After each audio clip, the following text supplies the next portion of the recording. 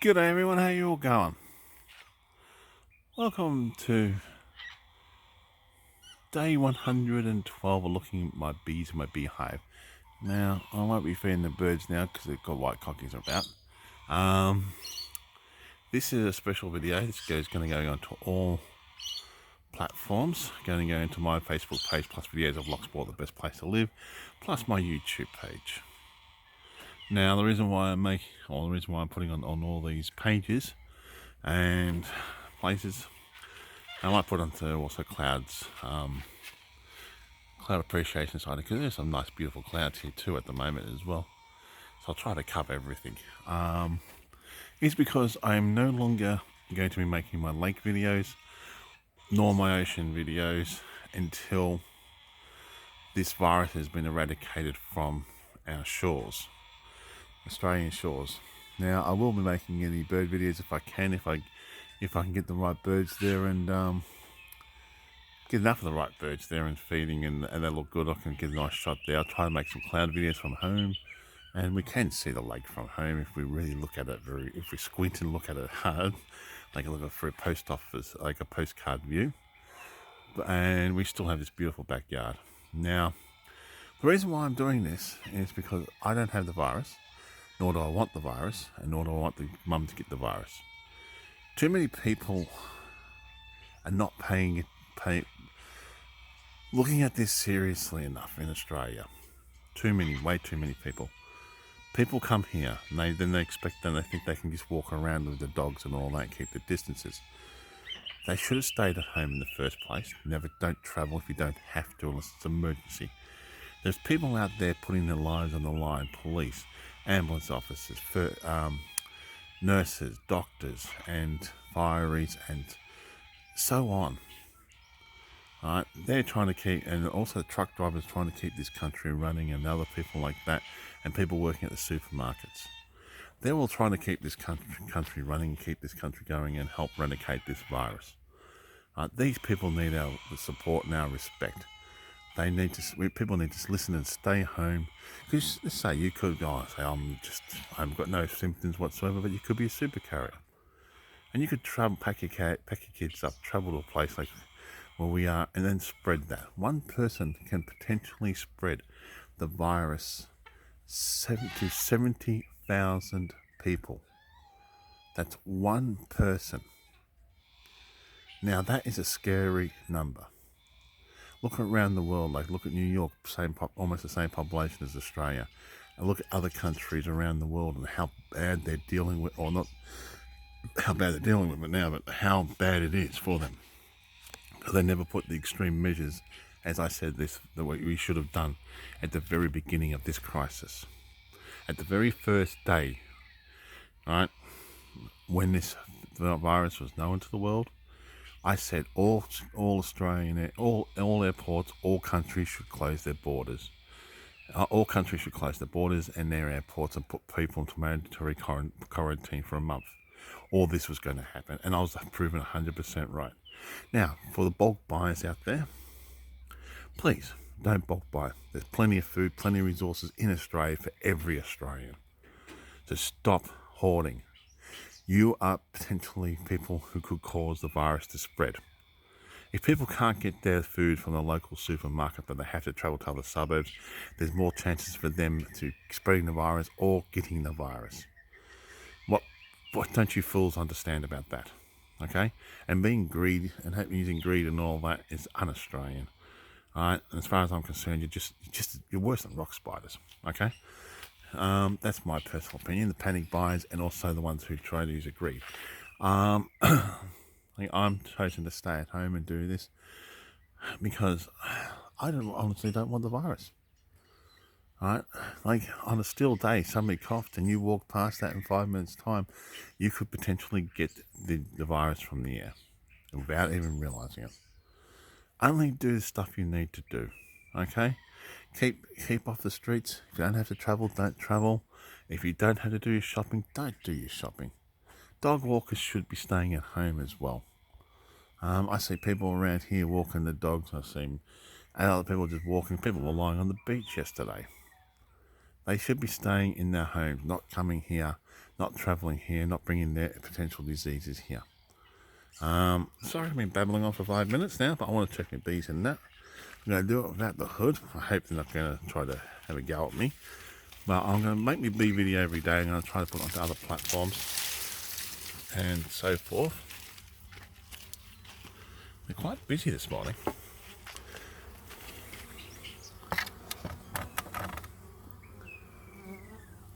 What I do every day is I look around the beehive.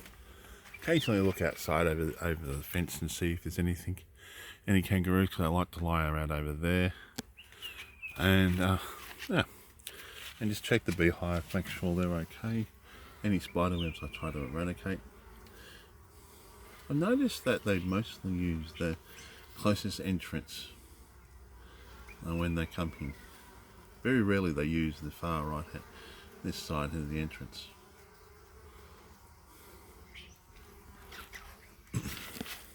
So I won't be putting the flow hive on top till spring. The only problem is I want to get eggs and I can't, because that's the lady near sale, and raw honey I need.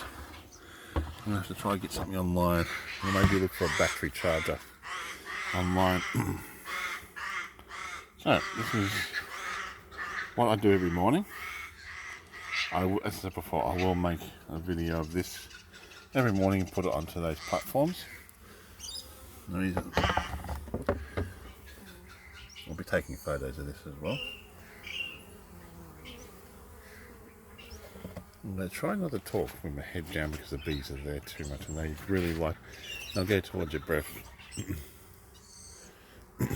So I bought another one of these because I can just do it this way, and also take a photographic record every day of the bee, or we could say pest trap.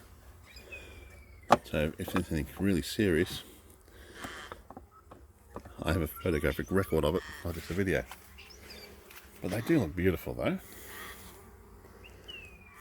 There's quite a lot of them this morning though, because of the temperature. They can travel up the whole of Locksport, literally. So where we are pretty much covers the whole of Locksport. A friend of mine lives near the post office. He goes, "Yeah, I've seen your bees in my front yard," which I'm happy, because they pollinate everybody's flowers. Oh, I'm going to get out of that little lady's way, and I'll make some videos here. But as I said before, if you don't need to travel, don't. Do not come here. I repeat, do not come here. We don't want you here. We don't want you potentially bringing your diseases here, and so forth. Because if for us to nail this on the butt, right, this virus, is we need to do more things as Australians, right? People say, "Oh, it's my right to travel." Yes, it is it's a privilege, right? But you've got to consider other people, especially the younger people out there who say that they say that this is a lake. You can actually see the lake from here, so postcard view. They say that they, oh hello, I might put food out later and get my other camera downstairs. I don't know yet. I don't know, see how I'll go. And set the camera up and record them feeding. But they are the ones more likely of getting the disease and spreading it to people. And they could also potentially hog up hospital beds that could be used for other people who desperately need those hospital beds. See, this is another reason why you should be staying at home and not going anywhere. What happens if you drive, careful drive, you have a car accident? There's a good chance for you to potentially get the disease or spread that disease. Okay? And as I said before, one person can affect up to 70,000 people. So unless you actually have to go to work, don't go. Like if you're an emergency worker, like a person who works at a supermarket and so forth like that, you don't need to go. If you're an emergency worker as in a nurse, doctor, police, ambulance officers, fireys. We need to keep these people and truckies and so forth like that, and or stockers of shells.